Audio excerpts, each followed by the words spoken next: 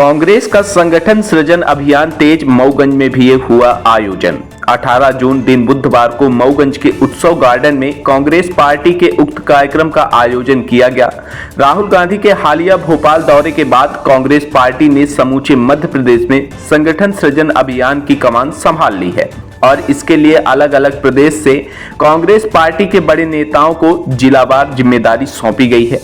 इसी कड़ी में मऊगंज जिले में संगठन सृजन अभियान के अंतर्गत एक महत्वपूर्ण बैठक आयोजित की गई। इस अवसर पर केंद्रीय पर्यवेक्षक श्री केसी पदवी जी, मध्य प्रदेश विधानसभा के उप नेता प्रतिपक्ष श्री हेमंत कटारे, जिला प्रभारी डॉक्टर अशोक मार्सकोले, सह प्रभारी राजा बघेल जी, पूर्व विधायक सुखेंद्र सिंह बन्ना, जिला अध्यक्ष पद्मेश गौतम, युवा कांग्रेस के जिला अध्यक्ष आशुतोष तिवारी, विपिन त्रिपाठी बिप्पू, ब्लॉक कांग्रेस अध्यक्ष मृत्युंजय चतुर्वेदी, अरुणा तिवारी, कांग्रेस सेवा दल प्रदेश सचिव एवं कांग्रेस पार्टी के सभी वरिष्ठ जन मंच पर उपस्थित रहे। युवा कांग्रेस जिला अध्यक्ष आशुतोष तिवारी और विपिन त्रिपाठी बिप्पू के नेतृत्व में जिला मऊगंज की सीमा में प्रवेश करते हुए कांग्रेस पार्टी के वरिष्ठ नेताओं का भव्य स्वागत मऊगंज के बाईपास में किया गया। इसके बाद सैकड़ों युवाओं के साथ बाइक रैली के साथ कार्यक्रम स्थल तक पहुंचने से पहले मऊगंज की धरती पर आए सभी वरिष्ठ नेताओं का कांग्रेस कार्यकर्ताओं के द्वारा जगह जगह स्वागत किया गया। मंच पर पहुंचने पर मंच के संचालन की जिम्मेदारी वरिष्ठ कांग्रेस नेता विश्वनाथ मिश्रा द्वारा की गई।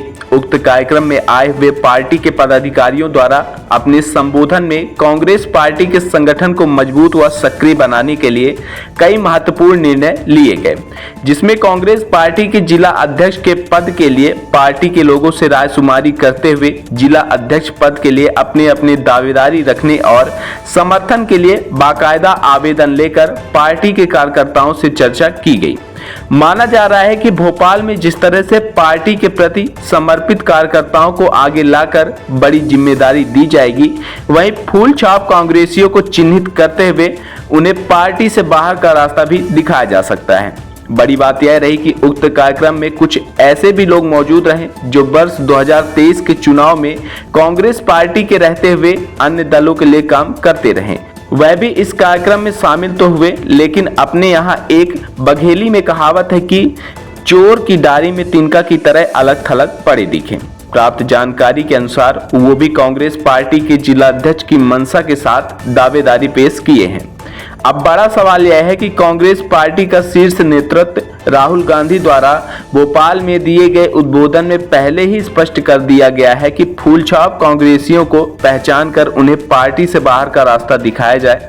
ऐसे में कौन सी मानसिकता के साथ अवसरवादी कथित स्वयंभू नेता की जिलाध्यक्ष पद पर दावेदारी करना कांग्रेस पार्टी के कार्यकर्ताओं के बीच चर्चा का विषय रही। पार्टी के वरिष्ठ नेताओं और पदाधिकारियों की उपस्थिति में संगठन की मजबूती पर जोर दिया गया। कांग्रेस पार्टी यह अभियान इसलिए चला रही है क्योंकि पार्टी को महसूस हो रहा है कि जमीनी स्तर पर संगठनात्मक ढांचे में सुधार और विस्तार की सख्त आवश्यकता है। चुनावी राजनीति में भाजपा की जमीनी पकड़ और संसाधन संपन्न तंत्र के मुकाबले कांग्रेस को अपने कार्यकर्ताओं को सक्रिय और संगठित करना जरूरी हो गया है। मऊगंज में आयोजित इस कार्यक्रम में जिला कांग्रेस के नेताओं ने बूथ स्तरीय संगठन को मजबूत करने, युवाओं और महिलाओं को सक्रिय भूमिका में लाने और गांव-गांव जाकर जनसंवाद स्थापित करने की रणनीति पर चर्चा की। वक्ताओं ने कहा कि अब समय केवल विरोध का नहीं बल्कि रचना का है। कांग्रेस कार्यकर्ता गांव-गांव जाकर जनता के मुद्दों को उठाएंगे और पार्टी के विचार को जनमानस से जोड़ेंगे। कांग्रेस पार्टी नए पदाधिकारियों के चयन के बाद नई ऊर्जा और मजबूती के साथ जनता और जनहित के मुद्दों पर स्थानीय स्तर पर भी जमकर जनता की लड़ाई लड़ने से पीछे नहीं रहने वाली है। यह माना जा रहा है कि जिला अध्यक्ष के चयन के बाद ब्लॉक अध्यक्ष, मंडल, सेक्टर तथा सभी प्रकोष्ठ के पदाधिकारियों का चयन कर एक नई और ऊर्जावान कांग्रेस पार्टी का सृजन होगा। कांग्रेस का यह अभियान आने वाले चुनावों की रणनीति का हिस्सा माना जा रहा है, जिसका उद्देश्य है संगठन को फिर से मजबूत कर सत्ता तक पहुंच बनाना। आइए अब सीधे जुड़ते हैं मऊगंज में आए कांग्रेस पार्टी के वरिष्ठ नेताओं के साथ उक्त पूरे आयोजन को लेकर क्या कुछ जानकारी दे रहे हैं। खबर के स्पॉन्सर्स है Messrs Sitaram Rameshwar Prasad and sons Tata steel agency. अब नए पते पर बड़े हनुमान मंदिर गेट से अंदर कन्या स्कूल के सामने मऊगंज टाटा और नेशनल कंपनी की नालीदार चद्दर, कडोल पाइप, कंटीलेदार तार, जाली और पेंट मिलने का प्रतिष्ठित प्रतिष्ठान। Proprietor Sitaram Gupta. Mobile number 9179130220। Tata steel agency से ही ओरिजिनल मटेरियल खरीदे और स्कीम का सही लाभ प्राप्त करें। विधानसभा 2023 के चुनाव में मऊगंज जिला में यह लोगों का मानना है कि गुटबाजी के चलते कांग्रेस की हारी। उसके लिए आप क्या कदम उठाएंगे और क्या करेंगे? यही संगठन सृजन में वही करना है कि सबको साथ में लेकर जाना। यहाँ से चुनाव में लड़ता हूँ, यहाँ कहीं कोई गुटबाजी नहीं। यहाँ सारे कार्यकर्ताओं ने काम किया, खूब मेहनत किया और सबने वोट दिलाया। आप अभी पूछ रहे थे कई हथकंडे अपनाए जाते जिसके कारण चुनाव के थोड़े वोटों से हार जाते। आपको मालूम है, आप भी मऊगंज में पैदा हुए, यही मऊगंज है, यहाँ कांग्रेस तीसरे नंबर पर 5000 पर खड़ी थी। कम से कम 15 से 20 साल 5 से 15,000 पर रही। और आज मऊगंज के कार्यकर्ताओं के दम पर एक से बढ़कर के एक कार्यकर्ता है। यहाँ जनपद अध्यक्ष है, नगर पंचायत अध्यक्ष है, यहाँ जनपद सदस्य 18 है, 12 20 यहाँ पे पार्षद है, सारे चीज है। और यहाँ सारा संगठन मिलकर 65,000 वोट कांग्रेस के लिए, एक मिनट, कांग्रेस के लिए इकट्ठा किया है। और सबसे ज्यादा वोट अगर परसेंटेज में देखिए, रीवा की 8 सीटों में कांग्रेस को वोट मिले हैं। दुर्भाग्य अलग की बात है, चुनाव हारना जीतना। 8 की 8 सीट 2008 में हमारे, 2003 में 8 सीट हारे। आज 2013 में हम 2 विधायक हुए, सुंदरलाल तिवारी जी हुए और सुखेंद्र सिंह बन्ना हुए। इसके बाद फिर 18 में हम चुनाव हारे, 2023 में 1 विधायक हुए। लेकिन इसके बावजूद कांग्रेस यहाँ 8 सीट पर बराबर, कहीं 65,000 वोट पाई, कहीं 55,000 वोट पाई, कहीं 50,000, कहीं 50,000 से कम नहीं है। लेकिन 2003 तक कांग्रेस यहाँ पर चली गई। लेकिन आज कांग्रेस के कार्यकर्ताओं पर कोई दोष नहीं, सारे कार्यकर्ताओं ने मिल करके काम किया है। और उम्मीद करता हूं कि आने वाले समय में सारे काटते यह परिवार है, परिवार में छोटे बड़े लोग कभी कभी छोटी मोटी गलतियां करते रहते हैं। इसका कहीं कोई चुनाव जीता हूं तो अपने कार्यकर्ताओं के दम पर, अपने मेहनत के दम पर, पार्टी के दम पर। चुनाव हारा हूं तो कई कारण है, कहीं ईवीएम है हराने के लिए, कहीं और सारी चीजें हैं, कहीं प्रशासन है, लोग पैसे बढ़ते हैं, ये सब सारी बात है। बाकी कार्यकर्ताओं पर न कोई दोष है, न कार्यकर्ता कहीं कोई कमी करते हैं। इससे आप फिक्र है, आप भी पत्रकार हैं, आप भी सहयोग करते हैं। इस वाले चुनाव में आपने भी काफी जी, ये जो राहुल गांधी जी का अभियान है संगठन सृजन, तो ऐसी क्या जरूरत पड़ी, किस तरह की अभियान चलाने की जरूरत पड़ी? क्या हुआ है कि देश के अंदर कांग्रेस पुरानी है। मैंने अभी बताया कि 140 स्थापना दिन से अभी तक 140 साल हो जाते हैं। 150 साल से भी पुरानी कांग्रेस है। फिर भी देश में और किसी की सत्ता आती है और डेमोक्रेसी को खत्म करती है।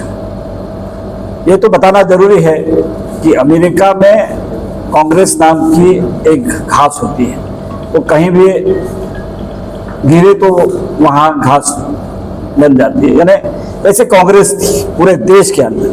आज भी संगठन मजबूत है, लेकिन उसको जैसे चुनाव जिताती भी है। अगर यहाँ पर ईवीएम मशीन का और पैसे का और वोटर की लिस्ट बढ़ाना, ये सब नहीं होता है तो कांग्रेस सत्ता में आती है। लेकिन कहीं कहीं पर कांग्रेस में भी गुटबाजी है थोड़ी। तो इसके लिए ये जो संगठन सृजन अभियान, एबिलिटी बढ़ाओ, क्रिएटिविटी बढ़ाओ, और ये क्रिएटिव बढ़ाना है और सबको साथ में लेके चलने वाला आदमी क्या है। पहले तो किसी नेता बोल देते कि इनको अध्यक्ष बना दो, इनको ये रख दो, तो हमारे जैसे मुझे मध्य अपने गुजरात में भेजा, तो वहाँ मैंने रिपोर्ट भेजी, तो मेरा मध्य प्रदेश में भी भेजना हाईकमान ने तय किया है। शायद मैंने रिपोर्ट अच्छी की होगी। मैं LLM हूँ, वकील हूँ, एडवोकेट हूँ, जजमेंट अच्छे तरह से दे सकता हूँ ऐसे मुझे लगता है, इसलिए मुझे भेजा होगा। लेकिन ऑलरेडी कांग्रेस में मजबूत संगठन है। सर बोला कि महाराष्ट्र में कांग्रेस आ गई, मध्य प्रदेश में पूरा एक तरफा था, वहां भी कांग्रेस आ गई। और ईवीएम का भी आप आरोप लगा रहे हैं और ये बोल रहे हैं कि जनता लड़ाई लड़ने के आगे आए, विपक्ष में आप हैं, तो आप इसके लिए ईवीएम की लड़ाई लड़ने के लिए क्या कर रहे हैं? क्या हाथ में हाथ धरे बैठे हैं आप लोग? जनता क्यों आए आगे? आप लोग विपक्ष में, आप अगुआ नेता बने तब जनता आपके पीछे आए। आपकी लैंग्वेज बराबर है, हमने भी थोड़ा कहीं ना कहीं डिले हो जाते हैं, ये तो पक्का है, लेकिन इस बार नहीं होगा। कभी कभी डिले हो जाता है, डिले हुआ है, लेकिन जनता अब कांग्रेस के साथ है। अक्सर ये देखा गया है कि चुनाव हारते हैं तब ईवीएम की बात चलती है, इसके बाद फिर वह बात दब जाती है। क्यों ऐसा है? कहीं कहीं पर वो जिताने के लिए ईवीएम मशीन का इस्तेमाल कम करते हैं और फिर वो ये सोचते हैं कि उनको ऐसा लगा कि लोकसभा में कि राम मंदिर बना है तो अब ईवीएम मशीन की जरूरत नहीं पड़ेगी, लेकिन वो वहां फेल हो गया। तो उन्होंने देखा कि अभी लोकसभा में फेल हुए तो महाराष्ट्र जीतेंगे, हरियाणा जीतेंगे, तो फिर पूरे देश में और वापस जाएंगे। लेकिन इसके बाद भारत पाकिस्तान होने के बाद जनता के बीच में ये गया है। इस बात पे मैं रखना चाहूँगा, सुप्रीम कोर्ट में भी कई ऐसे एविडेंस पहुंच चुके हैं जिसमें ईवीएम के साथ में छेड़खानी हुई है, मैनिपुलेशन हुआ है, लेकिन किसी भी स्तर पे चूंकि चुनाव आयोग में बीजेपी ने अपने ऐसे लोगों को बिठा रखा है कि अगर संवैधानिक संस्था में अगर राजनीतिक पार्टियां कुछ कह भी रही है, एविडेंस के रूप में भी दे रही है, लेकिन उसको किसी भी स्तर पर वो अपनी मान्य नहीं कर रहे हैं क्योंकि एक स्वतंत्र संस्था है।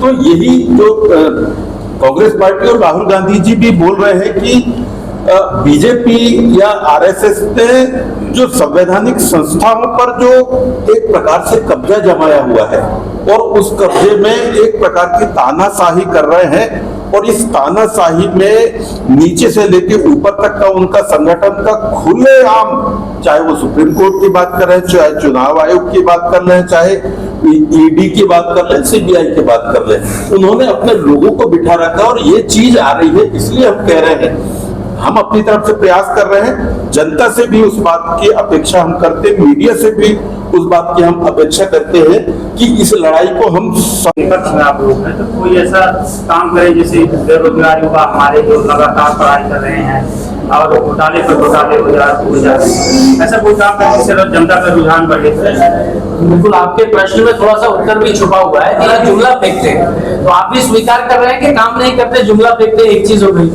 और दूसरी बात, जहां तक युवाओं की बात है, तो आप देखिए इनने बेरोजगारी को समस्या को नहीं मिटाया। जो मध्य प्रदेश के बेरोजगार है उनका नाम कर दिया आकांक्षी युवा कर दिया, मतलब बेरोजगारी नहीं मिटाई और नाम मिटा दिया। ऐसे ही पहले व्यापम घोटाला हुआ तो व्यापम को जो समस्या थी उसको नहीं मिटाया, व्यापम का नाम बदल दिया इनने।